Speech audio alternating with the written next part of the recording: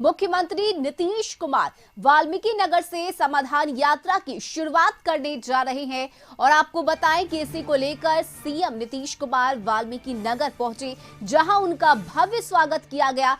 CM के साथ वित्त मंत्री विजय चौधरी, जल संसाधन मंत्री संजय झा के साथ डीजीपी आरएस भट्टी भी मौजूद है। मुख्यमंत्री नीतीश कुमार ने वाल्मीकि नगर में गंडक बराज के पास निर्माणाधीन इंटरनेशनल कन्वेंशन सेंटर के कार्यस्थल का औचक निरीक्षण किया, जहां मौजूद अधिकारियों और कर्मियों से निर्माण में हो रही जानकारी ली। मुख्यमंत्री ने विभागीय प्रोजेक्ट मैनेजर और साथ ही अधिकारियों की जमकर फटकार लगाते हुए जल्द से जल्द निर्माण कार्य पूरा करने का निर्देश दिया।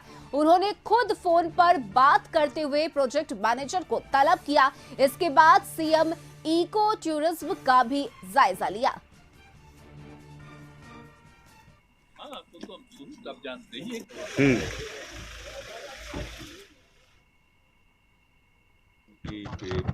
सही साल कितना हम तो सब तो यात्रा किए और समाज सुधार अभियान चलाए, तो सब तो है ही, लोग लगा हुआ है, वो तो चल ही रहा है। और उसमें तो जितने लोगों का बात है और लोग कर रहे हैं, ला रहे हैं, और सबको देखना, लोगों को सब चीज़ों को बताना, कहीं कहीं कुछ लोग अगर ऐसा कर रहे हैं तो उसको देखना, समझाना। हम तो सबको बोल ही न दिए हैं कि खाली गिरफ्तार करोगे, कि लोगों के बीच में जा करके समझाओगे, बताओगे, ये सब बात है। और उसमें भी कहीं कोई बात कहेगा कि देखिए, तो क्या दिक्कत है हमको? किसी का बात सुनने में हमको कोई दिक्कत नहीं है।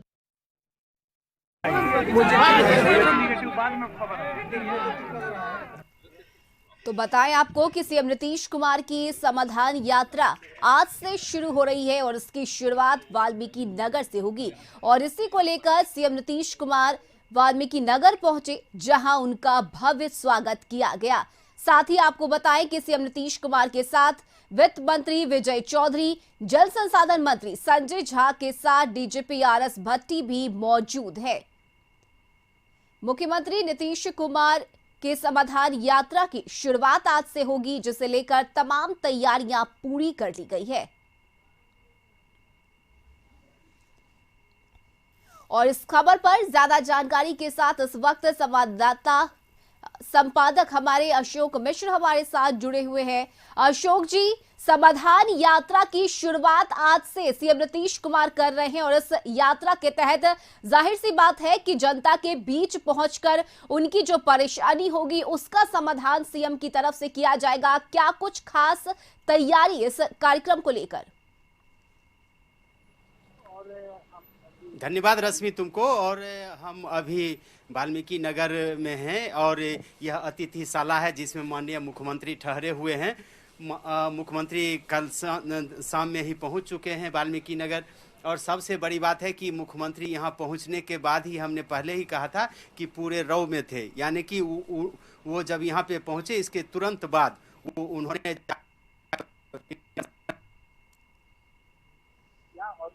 काम चल रहे थे उसके नाराजगी बताई देने के काम उसके लेकर जंगल खराज प्रोजेक्ट किया। तो इसके बाद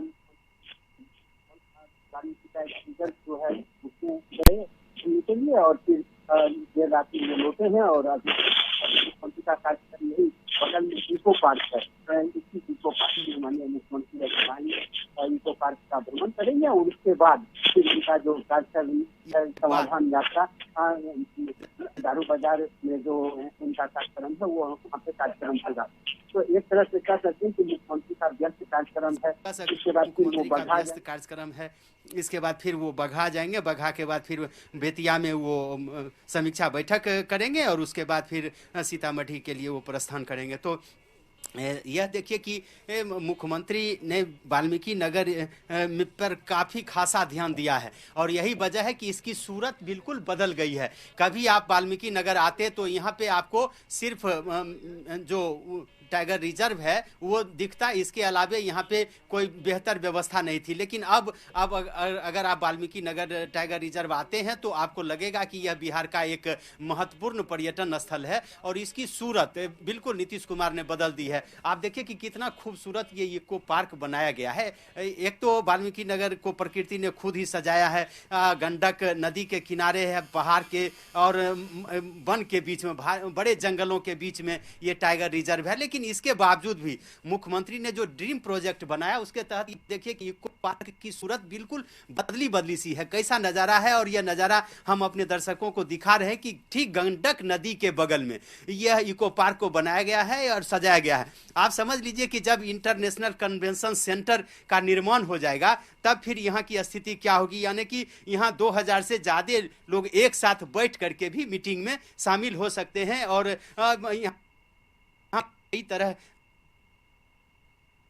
बिहार की व्यवस्था की गई है गंडक नदी में भी। और मुख्यमंत्री जब कभी भी आते, आप देख लीजिए कि मुख्यमंत्री के आने के आप देख लीजिए कि मुख्यमंत्री के आने के लिए यहाँ पे कुर्सियाँ सजाई गई हैं कि अगर माननीय मुख्यमंत्री यहाँ आते हैं तो इको पार्क का नज़ारा अगर लेते हैं तो यहाँ पे वो प्रकृति का नज़ारा ले सकें। देखिए मुख्यमंत्री के लिए वहाँ स्पेशल कुर्सी लगाई गई है जिस पर वो बैठेंगे और बैठ करके यहाँ नज़ारा लेंगे इस इको पार्क का। तो इस इको पार्क को एक तरह से दुल्हन की तरह सजाया गया है वन एवं पर्यावरण विभाग के द्वारा, जल संसाधन विभाग के द्वारा, यानी कि बिहार सरकार ने कोई कसर नहीं छोड़ी है। इस इको पार्क में अगर बच्चे आते हैं तो उनके लिए भी यहाँ पे व्यवस्था की गई है ताकि वो आगे खास करके नए वर्ष के आगमन के समय में वाल्मीकि टाइगर रिजर्व में लोग अगर आएँ तो प्रकृति के आनंद के साथ साथ मनोरंजन का भी साधन उन्हें उपलब्ध कराया गया है। खास करके छोटे छोटे बच्चों के लिए भी ये व्यवस्था की गई है। ये देखिए कि गंडक नदी है,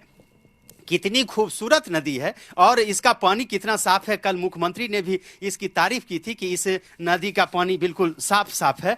तो ये प्रकृति का जो अलौकिक आनंद है वो यहाँ पे आप देख सकते हैं। और ये गजब आप देख लीजिए कि उधर नेपाल है, पहाड़ है, उसके बीच में गंडक नदी है और फिर इधर वाल्मीकि टाइगर रिजर्व है। तो ये अपने आप में यह नज़ारा जो है प्रकृति का वो काफ़ी खूबसूरत नज़ारा है और इस खूबसूरत नज़ारे को आप अपनी नज़रों से देख सकते हैं। तो ये अब मुख्यमंत्री कुछ देर में यहाँ पे पहुँचेंगे, यहाँ पे आएंगे वो और कार्यक्रम में शिरकत करेंगे और शिरकत करने के बाद फिर वो दारू बाजार में जो मुख्यमंत्री का समाधान उस यात्रा में देखेंगे कि मुख्यमंत्री ने जो 7 निश्चय योजना के तहत जो योजनाएं चलाई हैं, पक्की नाली सड़क योजना हो या जल नल योजना हो या जो अन्य योजना हो, वह योजना कितना साकार रूप ले रही है, जमीन पर कितना उतर रही है, उस योजना को भी वो नज़दीक से देखेंगे। खास करके शराबबंदी जो कानून बनाया है, शराबबंदी जो अभियान उन्होंने चलाया है,